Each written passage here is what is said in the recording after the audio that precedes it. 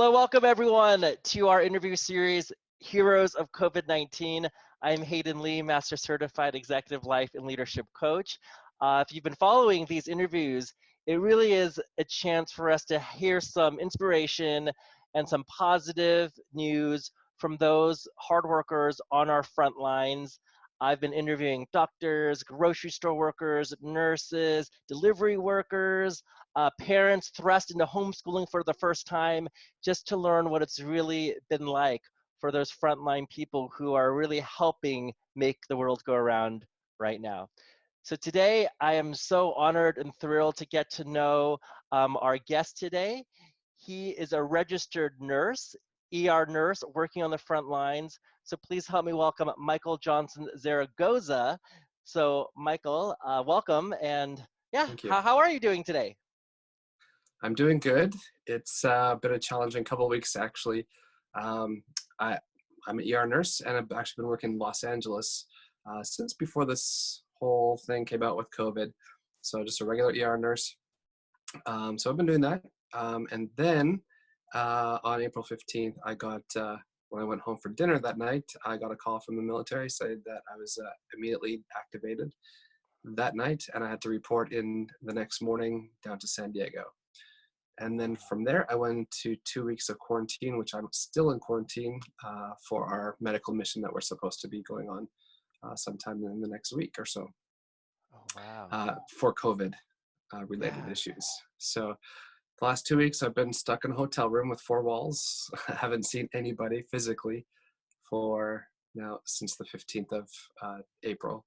So it's been a little bit of a challenge, and but we're getting through it.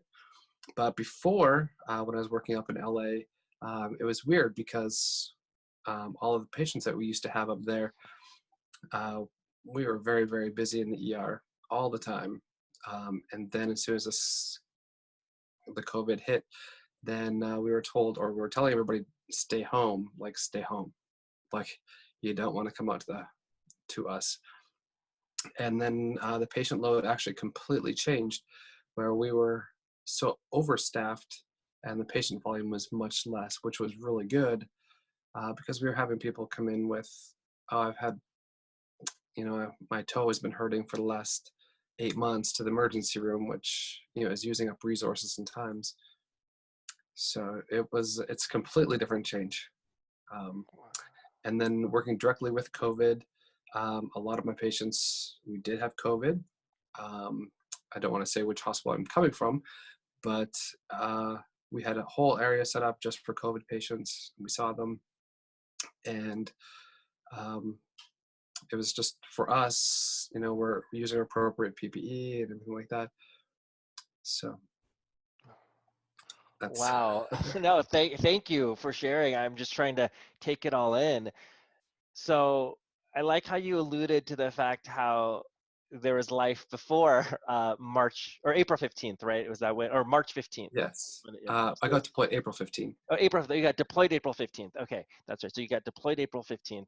So there, you alluded a little bit to like how life was like as ER nurse before, how life ER nurse after. How's the Yes. energy different? Like the energy of being in the room, being with patients, being with your fellow medical professionals. How's it different like before and after or now?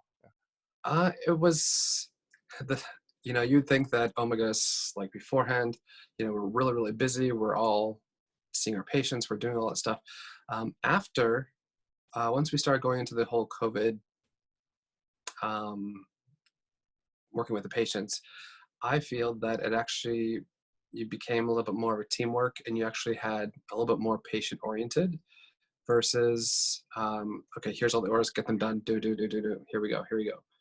So we got to spend a little bit more methodical time with the patient and what we're going to be doing with that patient. So I think it actually helped out a little bit better more with the patients, because we got to think, okay, we're going to do this. Okay. And then we go in, we get it all done, and we leave the room. So, and then we had a lot of communication with the family and the patients, because of course family members weren't allowed into the ER. So then we got to explain to the patient a lot more. Yeah.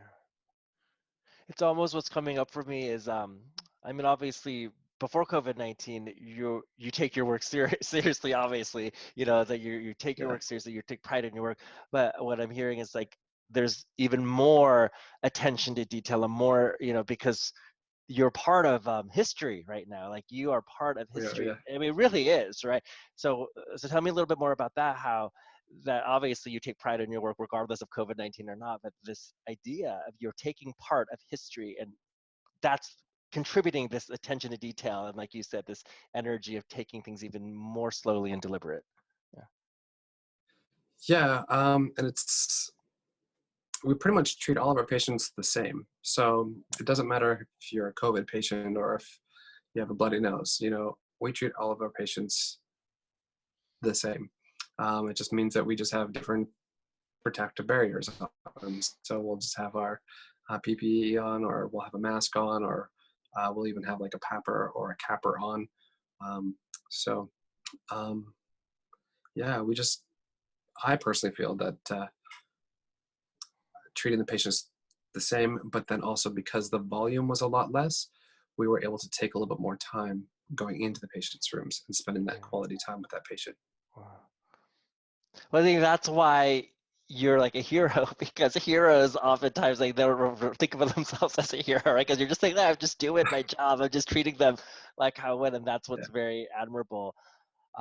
I mean, what I'm curious, what does go through your mindset when you are working with patients who may have COVID-19 or suspect? Because for me, I'm not a medical professional, like I'd be like freaking out, like, oh my gosh, So what drives you? What's going through your mind working in that environment? Honestly, it wasn't too much, too much difference, um, because we work with infectious disease all the time. We work with flu, which flu's for me is a lot more deadlier than the COVID-19. Of course, everybody has their different opinions, but we don't take the same respect as the flu that we do the COVID. Um, so I think definitely coming from this, people are going to be a little bit more um, open to other ideas and other things like wearing masks or other appropriate things. I think did that answer your question? Yeah, yes, yes, it Okay. did. Uh, so, what are you learning about yourself through all of this? I would have to say that it has been unique because, of course, I'm a married guy that has 3 kids. We have a live-in nanny. We're 2 baby daddies, by the way, if you're looking up on YouTube. Um, the number 2, and then baby daddies. So we are from LA, or actually we live in south of LA, and we have 3 little kids, a 5-year-old, and then twins who are 19 months old. And um, so just different practices. So for example, I would go to work, and I would have a whole change of outfit. So I would wear regular clothes out there, and then once I got to work, I change into them, and then I would actually completely change out of my clothes at the hospital, put everything in plastic bags, bring it home, and then throw it all in the wash immediately because I didn't want to pass any of those things on to my kids. So um, yeah, it was unique, definitely. And then of course, as soon as you come home, the kids come running up to you if they're awake at that time, and they're like, "Hey, daddy, daddy, daddy." It's like, nope, nope, can't touch me yet. And so then I go take a shower, and then I come back out and I get to play with them and do different things. So from the aspect of nursing, it was one thing, and then also leading into parenthood, it was completely different. Where I think this time before, a lot of us were so busy with our lives, um, we're just like on the go, on the go, on the go, doing all these things. Where this time has actually brought us closer to our families, and spending quality time with your kids. How many people on average before this happened would call their family, would call their friends, things like that? And then now after COVID had started, we're all calling our families, our parents, family, friends, kids. We're even doing little things like we made little minions on rocks. We painted them, and then we put them through the yard or the through the streets that we usually walk, taking the kids out, and they would just look for them all the time, and just doing little family things like that all the time. So it's definitely fun, and I think there's a lot of negatives for the COVID, and it's horrible for those family members that did lose their family member, but for those of us who have young families, or other family members within our families, we got to spend more quality time with them and help build that relationship. Yeah. I'm just so in awe. So we're a working, working nurse, active military, and you got three small kids, and you're married. So there's a lot going on, right? There is. Uh, There's actually more. yeah, well, I mean, I'm sure. I'm sure that's. I'm like touching, just barely scratching the surface of Yeah. what makes Michael Johnson-Zaragoza tick. um, I'm curious though, with three small kids, like what are you telling them about what is happening right now with COVID-19? Because little kids, they're not aware that this is history in the making. So what are you sharing with your kids on what's happening right Sure. The twins, they don't understand anything at this now? point. So Yeah. they're kind of in their own little world. When we go for walks, they're just kind of on their own doing, looking and picking up pine cones and sticks. So they're aloof to everything that's going on. But my oldest, who's just turned 5, and he had his 5th birthday during COVID. So that was a little memorable for him, not being able to have any of his friends. So for him, we're just telling him that um, there's like a virus out there that people are getting sick. So we just have to maintain our distances right now. And it can be a little challenge, definitely for sure, because he's a very much of a social butterfly.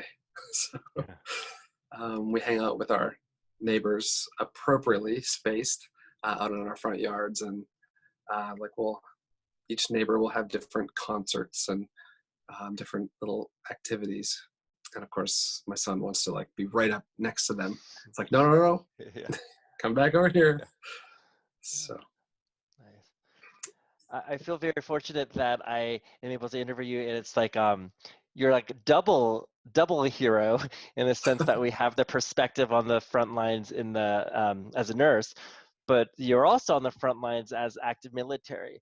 So I know there's only so much you can say about what's happening since you're active military, but how has COVID-19 impacted military service or your military service? I can't give an assessment for the general population of military. And if you want to look up stuff online, you can by all means do that. But how impacted my life? I was not anticipating getting deployed. So I was just doing my regular job as a nurse. I'm also a flight instructor as well. I'm at Pacific Skies Aviation in Torrance. And so I teach people how to fly there. So the days that I'm not nursing, then I was teaching people how to fly. Well, that's And in of course, addition to military service or part of military service? no, in addition. Oh, wow. We Yeah, gotta keep a list of, of everything. right. So yeah, I usually do that on Mondays, Wednesdays, and Fridays. And then Okay. I'm a nurse on Tuesdays and Thursdays. Okay. Cool. So, and then because of the COVID, less people wanted to fly. So then I just picked up more shifts as a nurse. So, but in respect to the military, yeah, I was not planning to be deployed. All of our times that we were supposed to drill with our units, we all then had to do everything at home. So I wasn't going to my unit. And then once the ships got activated, then a bunch from my units and other units, they all joined up and actually deployed with the ships. And Well, I find this fascinating, just because once again, just like a non-medical person, I'm also a non-military person. So with that said, and of course, with respecting how much you can share, but I wasn't even aware that because of COVID-19, military would need to be deployed. So could you just help in general terms, what's the connection between COVID-19 and having to deploy military? um, for us, I really don't know the mission, or I can't say Yeah. stuff about the current mission that I'm going on. because I don't even know the details of it very much. I just know I was going, and then I'm going straight to quarantine, and then we're going to be finding out our details here Okay. this next week. Wow. But for the ones that were helping out, they went to New York. The ships, you can probably find a lot more information about the ships online. Yeah. So what I've saying is just what I've read. I don't know the exact details, but the Mercy's in Long Beach, or the Port of Los Angeles, and the Comfort Zone in New York, Yeah. and they're providing or assisting with medical care. Now, if they're working with Wow. COVID patients or if they're working with just surgical patients, I'm not sure. Wow. But um, I was kind of in my own little loof, doing Yeah. my stuff at the hospital and then coming home and taking care of the kids and the family. And then, yeah, so I really don't watch very much of the news, Yeah. to tell you the truth. Well, So, which lately, honestly, that's probably a good thing. I haven't been watching the news, and I feel a lot better for it, to be honest. Uh, yeah, the Well, Michael, 14 days I've been here, I haven't even turned on the TV. It's like over there, and yeah, I don't even know it works. yeah, you're probably better off for that. Yeah. Well, Michael, I mean, it's obvious you have a heart for helping others, right? You have a heart for serving, whether that be as a nurse, in the military, as a father, as a husband, as a flight instructor. But it's there's a theme here, right? Like you have a big heart Yes. to serve and help. But I'm curious, like, what motivates you? Because even this idea of deployment and not really knowing the details, right? Like, I mean, there's uncertainty there, but obviously you're doing it. So, what is the motivation that drives you to keep on doing what you're doing? I am a very compassionate person. And so for nursing, I love to be able to help people. Um, I work very well under crisis situations. So I can calm people down and I can think more clearly when it's crisis versus non-crisis.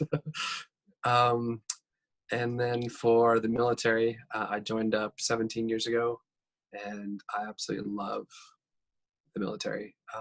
They are um, it's part of our country, and we're protecting our country.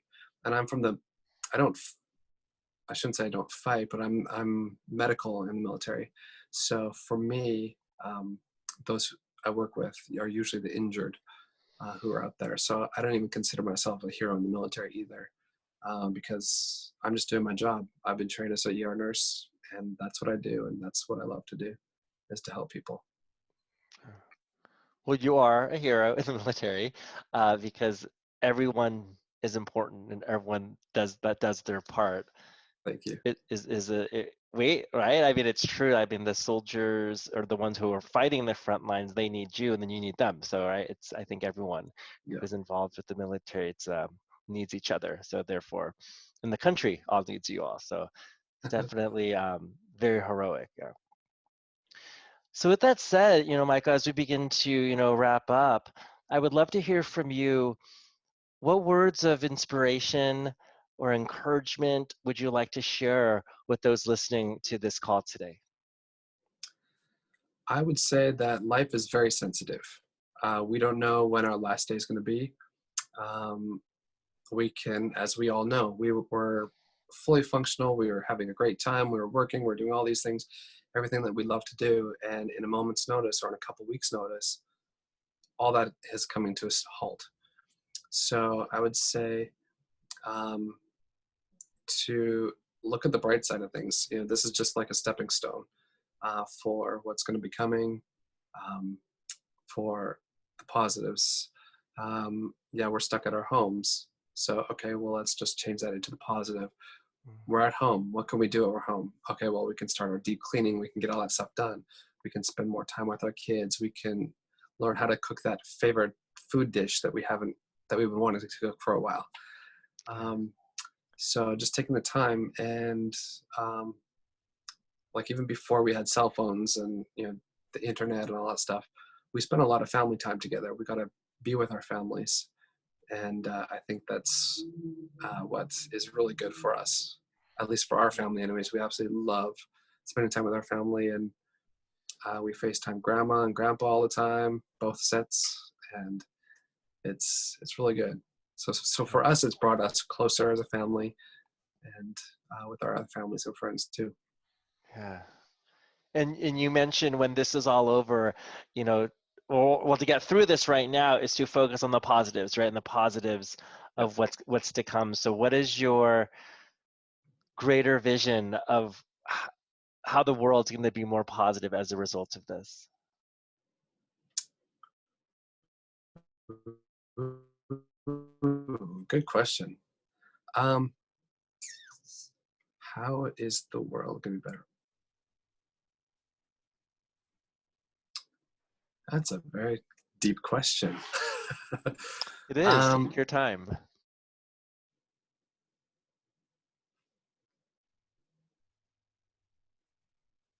hmm. I think we will maybe going back to the families. I think a lot of people understand that their families are important because I know people very close that they lost both their parents and their sibling in the COVID in New York. And of course, they're not being able to see them, they're not being able to go over to them. So I think in the general population, I can't say for everybody, but I think there'll be a little bit more of a bond and a family gathering, or like we're going to spend a little bit more time with our families and friends. We might be a little bit more connected on the internet via FaceTime and stuff like that. But hopefully people will realize that interpersonal contact is a lot better. Nice, definitely. So maybe that's it. Yeah, I think, hey, I mean, that's great. If we can come out of this closer to our families, our friends, and have a stronger bond with other human beings, I think Yeah, that is a great gift that we could look forward to. yeah, Uh, because yeah. I think we've all been there where we're hanging out with family or friends, or we've gone out for dinner with a group of friends, and 5 out of the 6 people are all staring at their phone and they're sending messages. Mm, So I think hopefully maybe this will be like, hey, you know what? We're all here. Let's be in the moment. Let's yeah, all share the time that we have together. absolutely. So finally, is there anything else that you would like us to know about what it's been like as a nurse on the front lines or as an active military on the front lines? Um, anything else that you should know? Or you would like us to know? Hmm. That every day that we work, we don't know, or I can only speak for the ER. Every day that we go in, we are going in to do our jobs. We don't know what we're going to be expecting that day. It could be a very happy day, it could be great, all that stuff, or it can be filled with a lot of sorrow. So, um, so it's not just me as an ER nurse or like other doctors, but there's all of us that are involved in the hospital. So there's the doctors, the nurses, the techs, the housekeeping. Housekeeping never gets recognized. They're the ones that are in there. They're cleaning the rooms to make it safe for us so that we can go in there. So it's a whole team of people that work in the hospital for us, and um, so we don't know what's going to be happening that day. And some days are filled with absolutely horrible emotions, and some of it's happy. And sometimes we have to have that conversation with that family, saying, you know what, it's best that we don't put a tube down your mom's throat Mm-hmm. because she's not going to come off of it. Yeah. You know, so so it's very hard for us, but we sometimes can see the bigger picture of things just from what's going on.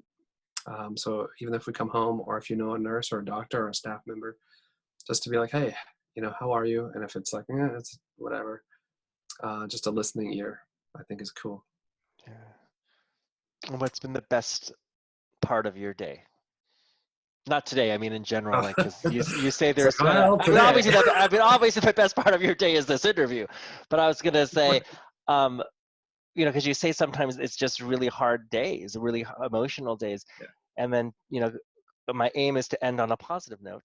So on a positive Yes. note, what's been just an amazing positive thing that's really brightened one of your days? Um, I would say after I got the information that I was deployed, um, people have been reaching out to our family. which is awesome. This is my first deployment as being married and having kids. And the flight school that I work at, they contacted me and said, "Hey, what can we do?" And I was like, "Well, I don't know." And they're like, "We're gonna do something. What do you kids like? You know, is there anything that we can do?" And I said, "You know what? Maybe just taking a day off or giving David an evening off away from the kids would be super helpful, or just bring down some meals or something like that." And so they planned that the other day. They brought cocoons of monarch butterflies, because my son, he loves butterflies. So they brought a bunch of the cocoons that are going to be hatching into butterflies here soon, Wow. and just random things like that. So it's pretty awesome. So I really That is appreciate awesome. that everybody, the community, and the day that I left, all my neighbors, they all stood out. I'm trying to think the word, out on the street, and they all like clapped. So Oh, wow. As you were leaving for, yeah, as I was leaving for San Diego, wow. How did that feel? like, oh, Yeah. very, very emotional. Yeah, So, I can imagine. and we did a little video on FaceTime, um, or no, Facebook Live, of, because we always see the people that are coming home from deployments, and the kids are all surprised and all that stuff. But we decided to do it from the opposite side, so we got to Mm, see the same goodbyes. So, wow. but positive about that is I've been FaceTiming every day. So in the breakfast, or usually first thing in the morning, and then for dinner time, we all sit down together and we have dinner together. Oh, So it's nice. been fun. Yeah. Wow. Wow. Well, thank you, Michael. And, the reason why all of those people are lining up as you leave for deployment is because they see what I see, is like what you do truly is adding a lot to the country, to the world. And you're definitely like a Thank you. frontline hero during this, health crisis. And it's people like you, honestly, that are making the world run right now. So and I thank you for everything you do as a nurse and as active military. And I appreciate your time together. It was really nice to get to know a little bit about you. And I am really inspired and in awe of the work that you do. So thank Thanks. you from the bottom of my heart. So yeah, My thank you so pleasure. much, Michael. This has been great. And thank you everyone for watching this amazing interview with Michael Johnson-Zaragoza, registered nurse, active ER nurse, and also active military. So thank you very much. And you take care of yourself. And then you're out of quarantine. How many days more are you out? Until we depart. So my Okay. quarantine ends today, so it's 14 days of quarantine. Okay. But I still can't leave my hotel room. I get food that's delivered to my door. So And you don't know when you're uh, actually leaving, or, no, oh, they wow. don't tell you for operational security, and Yeah. then they tell you, they're like, Okay. okay, you're leaving, get ready, get packed now. Well, hang in Yeah, there and, just like you said, just have that bigger mission in mind, right? So thank you very much, and thank you for watching. And everybody, I always end these interviews by saying, stay safe, stay healthy, and for the meantime, everyone, stay home. Okay. Thank you, everyone, right. and thank you again, Michael.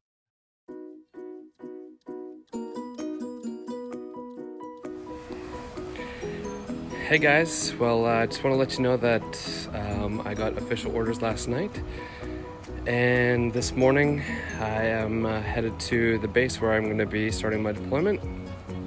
And most of the time we see people coming back from the deployment, but I thought I'd share what it's like leaving for deployment.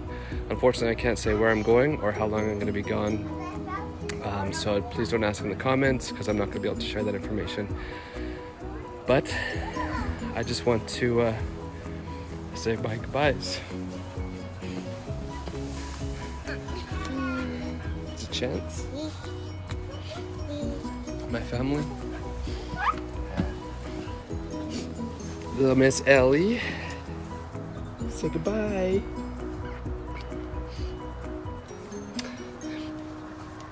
And A little braid in. So Daddy's going with the Navy for a long time. You never need to come back. No, I will come back. When? As soon as you can. As soon as I can. But I'm gonna be helping a lot of sick people. Yeah, why did Well, this is a very sad day. And it's the hardest so far. And there's David. Okay, give me one more hug chance.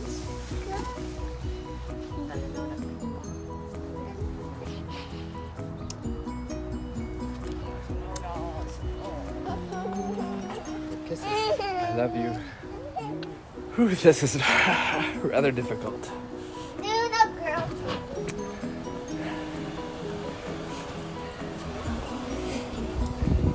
And we have my neighbors all standing outside.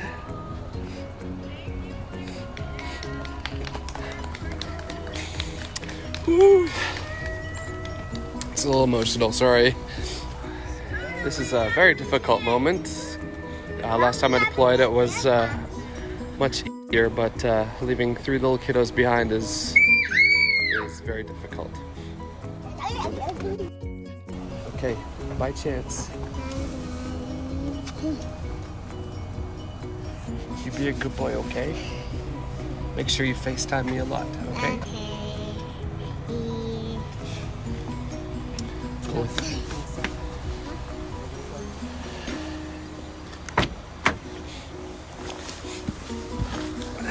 Well, it's time to get in the car and here we go.